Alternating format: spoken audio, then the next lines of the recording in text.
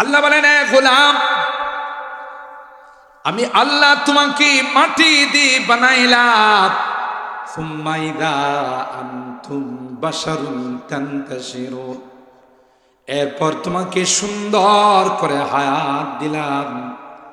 তোমার চলার জন্য যা যা লাগে সব কিছু রেডি করে রাখলাম।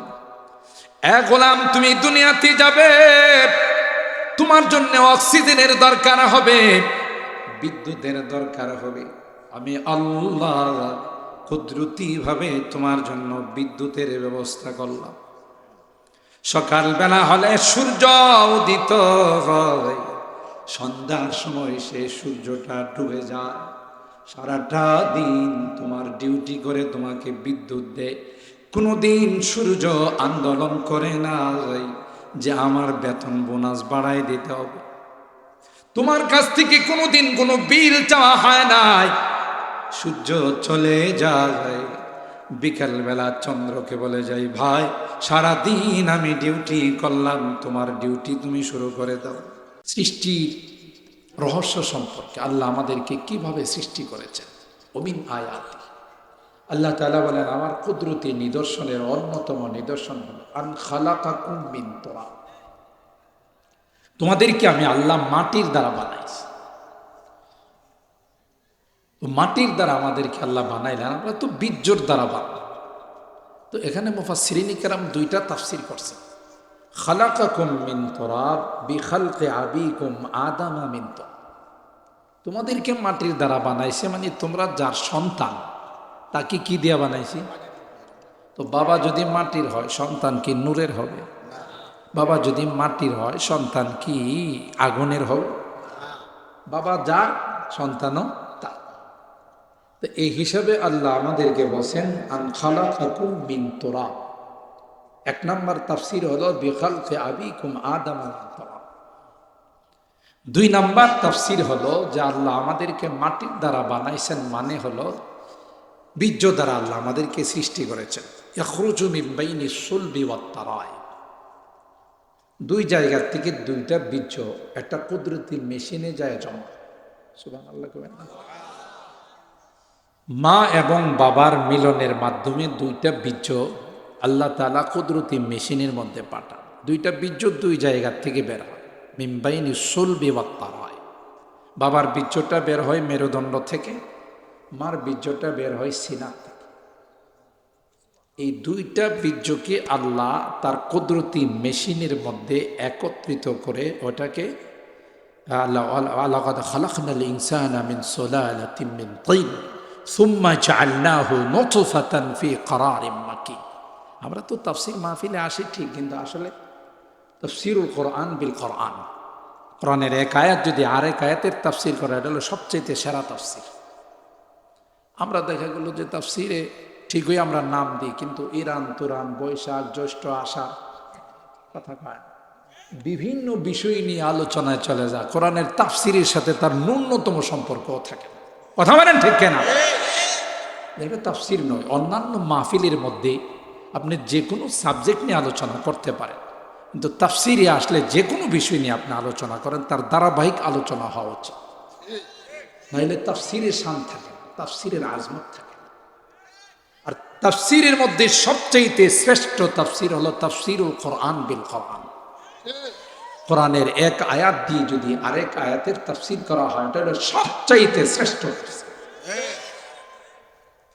আল্লাহ বলেন, ওয়ালাকাদ খালাকনাল ইনসানা মিন সুলালাতিন মিন তিন সুম্মা জাআলনাহু নুতফাতান ফি ক্বারারিম মাকিন। এ গোলাম, তোমার মারা তোমার বাবার বীর্যটাকে আমি আল্লাহ একটি কুদরতি মেশিনের মধ্যে সংরক্ষণ করেছি। সুম্মা জাআলনাহু নুতফাতান ফি ক্বারারিম মাকিন। ক্বারারিম মাকিন, একটি সুসংরক্ষিত সুরক্ষিত একটি জায়গায় আমি আল্লাহ এই দুইটা বীর্যকে একত্রিত করার পরে ওখানে আমি আল্লাহ কারিগরি শুরু করছি। সুবহানাল্লাহ। পৃথিবীর কোনো আর্টম্যান, পৃথিবীর কোনো নাক্কাশ, ফটোগ্রাফার সব কিছুতে আর্ট করতে পারে, বাঁশে পারে, পাথরে পারে, মাটিতে পারে, কাগজে পারে। আজ পর্যন্ত পৃথিবীর কোনো আর্টম্যান এমন বের হয় নাই যারা পানিতে আর্ট করতে পারে। আছে, দেখছেন কোথায়? একমাত্র, কেবলমাত্র, শুধুমাত্র পানিতে আর্ট করতে পারেন আমরা। কে করেন? আল্লাহ। সুম্মা খালাকনান নুতফাতা আলাকাতান ফাখালাকনাল আলাকাতা মুদগাতান ফাখালাকনাল মুদগাতা ইযামা ফাকাসাওনাল ইযামা লাহমা সুম্মা আনশানাহু খালকান আখার ফাতাবারাকাল্লাহু আহসানুল খালিকিন। আল্লাহ বলেন, গোলাপ, এই বীর্যটাকে আমি আল্লাহ 40 দিন পর তাকে জমাট রক্ত বানাইলাম। কয়দিন পর? 40 দিন। কারণ ওই ডিসেম্বরের ছুটি, তারপরে বড়দিনের ছুটি, সব কিছু মিলায় আল্লাহর লেবার সব ছুটিতে ছিল। কথা কয় না? হ্যাঁ, এত সময় নিলেন কাল? 40 দিন লাগায় এটারে রক্ত বানাইছে।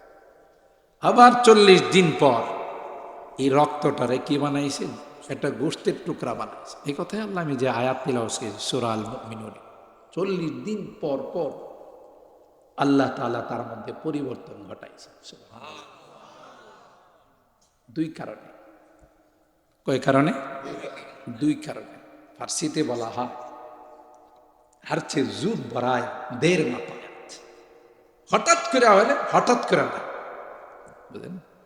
মুরগির বাচ্চাটা পৃথিবীতে আসার পর 2-3 মাস লাগে তার খানা শুরু করতে, তাই না? হ্যাঁ, হাঁসের বাচ্চা তো অবশ্যই 2-3 মাস সময় নেয়। বাছুর তো দেরি করে। একটা মুরগির বাচ্চা কমপক্ষে 65 বছর বাঁচে। হ্যাঁ, হাঁসের বাচ্চা তো 60 বছর বাঁচে। আর চেয়ে জুদ বরায়া দের না পায়। হঠাৎ করে যেটা হয় এটা টিকে না, লাস্টিং করে না। এই জন্য আল্লাহ বলেন, তোমাদেরকে আমি শিক্ষা দেন লিতালিমি তান্নি অত্যাজরিজ, কোনো কাজে তাড়াহুড়া করবা না, ধীর স্থিরতে কাজ করবা, এই কাজ লাস্টিং করবে, এটা টেকসই হবে। আল্লাহ শিক্ষা দিয়েছে। 2 নাম্বার, অনেক সময় যারা দাওয়াত তবলিগরে পছন্দ করে না, এখন তো দাওয়াত তবলিগের মধ্যে শয়তানে পেঁচ লাগাই দিয়েছে। কথা কয় না? যারা দাওয়াত তবলিগের চিল্লার সাথী, সালের সাথী, ওরা ইস্তেমার মাঠে গিয়া ছুরি চালায়, তাহলে কি পরিমাণ দাওয়াতের মেহনত করছে শয়তানের খালাতো ভাই। কথা কয় না? আমি কিভাবে বলি জানেন? আমার বলাটা হলো এরকম যে আসলে এরা ঠিক ওই সাল লাগাইছে, চিল্লা লাগাইছে, কিন্তু ওদের মানে স্লোগানটা হলো এরকম, অস্ত্র জমা দিয়েছি কিন্তু ট্রেনিং জমা দেই নাই। রাগ করেন না, পায়েদের মাপ চাই, কেউ রাগ করেন না, বাস্তবতা হলো তাই। আগে ডাকাত ছিল, চোর ছিল, সন্ত্রাস ছিল, চাঁদাবাজ ছিল, খুন করতো মানুষকে। জেলে পড়ে বা কোনো বিপদে পড়ে জুব্বা লাগাইছে, সাল লাগাইছে, চিল্লা লাগাইছে, কয়েকদিন ভালো মানুষ সাজছে, কিন্তু হ্যাঁ ট্রেনিং জমা দেয়। কথা কি ঠিক বললাম? এটাকে আরবিতে বলে কুল্লু শাইইন ইয়ারজিউ ইলা আসলিহি, প্রত্যেকটা জিনিস তার আসলের দিকে যায়। একজন মানুষ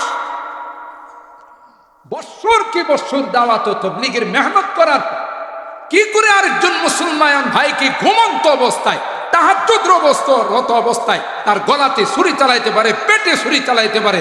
আর যাই হোক, সে তাবলীগ নয়, সে ডাকাত, সে খুনি। কথা বলেন ঠিক কিনা? এরা তাবলীগের দাবি করতে পারে না। ওমান কাতালান নাস ফাকান্নামা ওমান কাতালা নাফসান ফাকান্নামা কাতালান নাস জামিআ। একজন দিনদার ইমানদারকে হত্যা করা মানে গোটা বিশ্বকে হত্যা, ঠিক কিনা বলেন? হযরত উমর খানায়ে কাবাকে সামনে নিয়ে উমর কয়, খানায়ে কাবা তোমার অনেক ইজ্জত আছে রে খানায়ে কাবা, তোমার সামনে দাঁড়িয়ে এক রাকাত নামাজ পড়লে লক্ষ রাকাতের সওয়াব পাওয়া যায়। খানায়ে কাবা, গোটা বিশ্বের মানুষ তোমার দিকে তাকায়া নামাজ পড়ে। শুধুই যদি কোনো হাজী সাহেব তোমার দিকে তাকাইয়া থাকে রে, আল্লাহ তার আমল নামায় শুধু তাকানোর কারণে 20টা রহমত নাজিল করে। খানায়ে কাবা লক্ষ লক্ষ টাকা খরচ করে তোমাকে জিয়ারত করার জন্য আসে, হাজরে আসওয়াদকে চুমু খায়। তোমার আশপাশে আল্লাহ আওয়ালাম ইয়ারাউ আন্না জাআলনা হারামান আমিনা ওয়া ইউতাখাত্তাফুন নাসু মিন হাওলিহিম, তোমার আশপাশে গোটা 12 কিলোমিটার এরিয়া আল্লাহ নিরাপদ ঘোষণা করছে। মানুষ হত্যা তো দূরের কথা, একটা পিপিলিকাকেও এই এরিয়ার ভিতরে মারা যায় না, গাছের ডালকে টেনে নামানো যায় না। লা ইউদাদু শাওকুহা ওয়ালা ইউকতাউ শাজারুহা ওয়ালা ইউলতাখাদু লুকতাতুহা, অনুমতি নাই এত সম্মানিত জায়গাতে।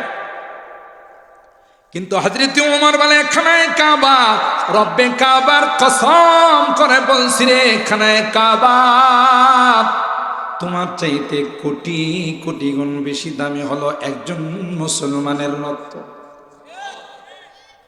কি মনে করছেন আপনি? দাওয়াত তাবলীগের মজবুত সাথী, মুবাল্লিগ, দায়ী, আর আপনার মতের বিরুদ্ধে গেছে তাই আপনি জবাই করেন। আপনি কিছুদিন শুধু পোশাক পরিবর্তন করেছেন, আপনার ভিতর পরিবর্তন হয় না। কথা বলেন ঠিক না বেটি? এই চিল্লা যারা আগে তবলিগের বিরোধিতা করতে এক শ্রেণীর ছিল, মসজিদে ঢুকলে এটারে 7 বার ধোয়া লাগবে, গাট্টি চোরার দল ঢুকছে কয়তো না আগে। এই যে চিল্লা, এরা তখন বলতো যে এই চিল্লা পাইছি কই, কোরআন হাদিসের কোথায় আছে? ওই চিল্লা তোর জন্মের মধ্যে আছে। কথা কয় না, চিল্লার কথা তোর জন্মের মধ্যে আছে। 40 দিন পর পর আল্লাহ তোর জন্মের মধ্যে পরিবর্তন ঘটাইছে। তো চিল্লার কথা কোরআনে আছে না নাই? মান সাল্লা লিল্লাহি 40 ইয়াওমান বিতাকবীরাতিল উলা কুতিবা লাহু বারাআতান। 40 দিন যদি কেউ জামাতের সাথে তাকবীরে উলার সঙ্গে নামাজ পড়ে, আল্লাহর হাবিব বলেন তাকে 2টা মহা পুরস্কার। কয়টা? 2টা মহা পুরস্কার। কুতিবা লাহু বারাআতান, বারাআতুম মিনান নার ওয়া বারাআতুম মিনান নিফাক। 1 নম্বর পুরস্কার হলো জাহান্নাম থেকে তার মুক্তির ফয়সালা করে। 2 নম্বর হলো মুনাফিকের লিস্টি থেকে তার নাম কেটে ফেলা হয়, কর্তন করা হয়। সুবহানাল্লাহ। তাহলে 40-এর পাওয়ার আছে না নাই? চিল্লা কোরআনে আছে না নাই? 40 দিন পর পর আল্লাহ আমার আপনার সৃষ্টির মধ্যে কি ঘটাইছেন? পরিবর্তন ঘটাইছেন। আল্লাহর লেবারের স্বপ্ন, আল্লাহর ক্ষমতার স্বপ্ন। কোন ফায়াকুন, কোন বলতে দেরি হবে, হতে দেরি হবে। আমাদেরকে শিক্ষা দেওয়ার জন্য কোনো কাজে তাড়াহুড়া। আল্লাহ রাব্বুল আলামিন এই বীর্যটার মধ্যে কাজ করছে। দেহাত মুতো ফারা সুরতে চুপুরি কে কর দস্তে বর আব সুরত কি, একটা পানির মধ্যে এত সুন্দর নকশা আল্লাহ করেছেন। 4টি কসম খেয়ে আল্লাহ বলেন, লাকাদ খালাকনাল ইনসানা ফি আহসানি তাকবীর, সবচেয়ে সুন্দর করে তোমাদেরকে। আল্লাহ কয়, তুমি যত বড় নেতাই হো, প্রাইম মিনিস্টার হো, প্রেসিডেন্ট হো, জাতিসংঘের মহাসচিব, তোমারে কিন্তু বানাইছি বীর্য দিয়া। কথা কয় না, কি দিয়া? তুমি কিন্তু তোমার আসল রূপটা, আসল জিনিসটা কিন্তু তুমি মনে রাখো, ভুলে যাও না কিন্তু। কথা বলেন ঠিক কিনা? কি দিয়ে বানাইছেন? বীর্য দিয়া, মাটি দিয়ে। মাটির থেকে ওই বীর্যটা উৎপাদন হয় কিসের দ্বারা? মাটির থেকে যে সকল জিনিস হয়, ফল ফসল সবজি, এগুলো খাওয়ার দ্বারা বীর্যটা হয়। আর এই বীর্য দিয়ে আমাদেরকে বানাইছেন, তার মানে মাটি দিয়ে বানাইছেন। ওমিন আয়াতিহি আন খালাকাকুম মিন তুরাব। এরপর আল্লাহ বলেন সুম্মা ইযা আনতুম বাশারুন তানতাশিরুন, এর থেকে তোমাদেরকে বানায়া আমি আল্লাহ তোমাদের এই চেহারার সেটআপটা আমি আল্লাহ কুদরতে হাতে দিছি। এগুলো হাত পা অঙ্গ প্রত্যঙ্গগুলো ফেরেশতা বানাইছে, কিন্তু তোমার এই সুন্দর চেহারার সেটআপ আমি আল্লাহ আমার কুদরতে হাতে দিয়েছি। কি জন্যে বান্দা তুই এই কপালটা দিয়ে আমারে সিজদা কর, আমার কুদরতি পায়ে তোর কপালটা ঠেকাইবে, এই জন্য আমি আল্লাহ সরাসরি এই চেহারাটা বানাইছি। তাই লা তাজরিবিল ওয়াজহা, হাদিসের মধ্যে আসে আল্লাহ নবী বলেন আপনি টিচার হতে পারেন, আপনি মা বাবা হতে পারেন, আপনি অভিভাবক হতে পারেন, শাসন করার পাওয়ার আপনার আছে, কিন্তু সাবধান, কোনো স্টুডেন্ট, কোনো ছাত্র, কোনো সন্তানকে কোনো মা বাবা, কোনো অভিভাবক যদি চেহারার মধ্যে আঘাত করে আল্লাহর আদালতের কাঠগড়ায় আসামি হয়ে থাকে দাঁড়ায়, অনুমতি নাই। এই চেহারার মধ্যে আঘাত করা, আল ওয়াজহু মাজহারু কুদরাতিল্লাহি তাবারাকা ওয়া তাআলা, এই চেহারা দিয়ে আল্লাহ কি চেনা যায়? আল্লাহ বলেন এ গোলাম, আমি আল্লাহ তোমাকে মাটি দিয়ে বানাইলাম, সুম্মা ইযা আনতুম বাশারুন তানতাশিরুন, এরপর তোমাকে সুন্দর করে হায়াত দিলাম, তোমার চলার জন্য যা যা লাগে সব কিছু রেডি করে রাখলাম। এ গোলাম, তুমি দুনিয়াতে যাবে, তোমার জন্য অক্সিজেনের দরকার হবে, বিদ্যুতের দরকার হবে, আমি আল্লাহ কুদরতি ভাবে তোমার জন্য বিদ্যুতের ব্যবস্থা করলাম। সকালবেলা হলে সূর্য উদিত হয়, সন্ধ্যার সময় সে সূর্যটা ডুবে যায়, সারাটা দিন তোমার ডিউটি করে তোমাকে বিদ্যুৎ দেয়। কোনোদিন সূর্য আন্দোলন করে না যে আমার বেতন বোনাস বাড়াই দিতে হবে, তোমার কাছ থেকে কোনোদিন কোনো বিল চাওয়া হয় নাই। সূর্য চলে যায়, বিকালবেলা চন্দ্রকে বলে যাই ভাই সারাদিন আমি ডিউটি করলাম, তোমার ডিউটি তুমি শুরু করে দাও। রাত্রের বেলায় হলে চন্দ্র ডিউটি করে, দিনের বেলায় সূর্যের আলো আর রাত্রের বেলায় চন্দ্রের আলো। কোনো গাছ গাছালিতে যদি না লাগে, কোনো দিন ওই গাছ গাছালিতে ফল ফসল হবে না। দিনের বেলায় সূর্য আলো দিয়া এটাকে বড় করে উপযুক্ত করে, রাত্রের বেলায় চন্দ্র আলো দিয়া তার মধ্যে কালার সৃষ্টি করে। কাঁঠালের মধ্যে কাঁঠাল, আমের মধ্যে আম, জামের মধ্যে জাম, প্রত্যেকটার স্বাদকে ভিন্ন ভিন্ন ভাবে চন্দ্রের আলোর দ্বারা সেটাকে সৃষ্টি করা হয়।